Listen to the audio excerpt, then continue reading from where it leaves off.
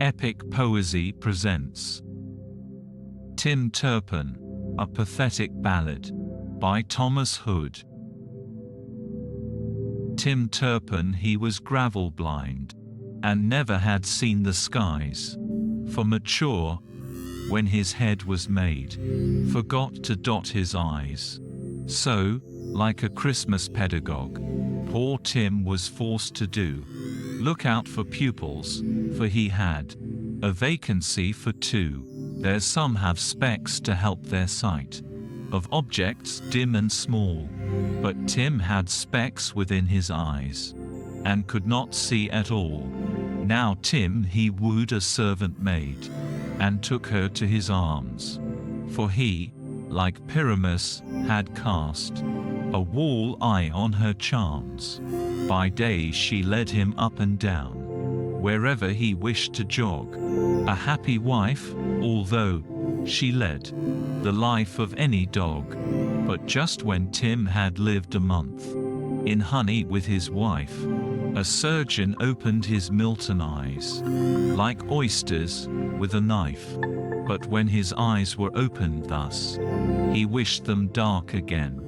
For when he looked upon his wife, he saw her very plain. Her face was bad, her figure worse. He couldn't bear to eat, for she was anything but like a grace before his meat. Tim he was a feeling man, for when his sight was thick, it made him feel for everything. But that was with a stick. So with a cudgel in his hand, it was not light or slim. He knocked at his wife's head until it opened unto him. And when the corpse was stiff and cold, he took his slaughtered spouse, and laid her in a heap with all the ashes of her house.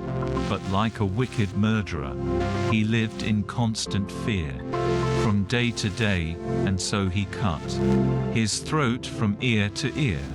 The neighbors fetched a doctor in. Said he, "This wound I dread can hardly be sewed up. His life is hanging on a thread." But when another week was gone, he gave him stronger hope. Instead of hanging on a thread, of hanging on a rope. When he hid his bloody work in ashes round about, how little he supposed the truth would soon be sifted out. But when the parish dustman came his rubbish to withdraw, he found more dust within the heap than he contracted for. A dozen men to try the fact were sworn that very day. But though they all were jurors, yet no conjurers were they. Said Tim unto those jurymen, "You need not waste your breath, for I confess myself at once the author of her death.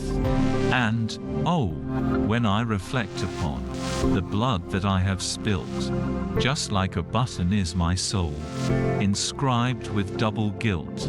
Then turning round his head again, he saw before his eyes a great judge and a little judge, the judges of a size.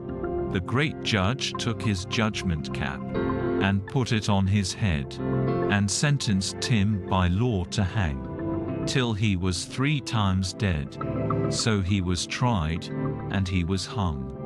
Fit punishment for such, on Horsham drop, and none can say it was a drop too much.